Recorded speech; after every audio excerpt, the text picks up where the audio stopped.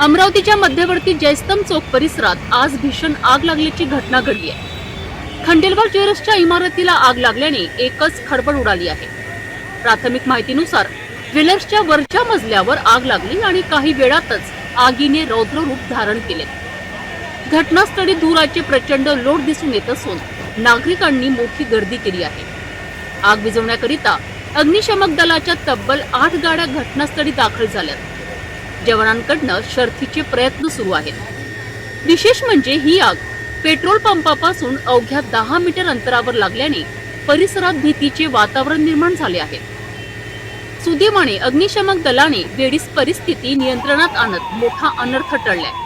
मात्र या आगीत लाखो रुपयांचे नुकसान झाल्याची प्राथमिक माहिती समोर येत आहे। या भीषण आगीमुळे जयस्तंभ चौक परिसरातील वाहतुकीवरही मोठा परिणाम झाला असून पोलीस प्रशासनाने परिसर बंद करून नागरिकांना सुरक्षित अंतर राखण्याचे आवाहन केले आहे।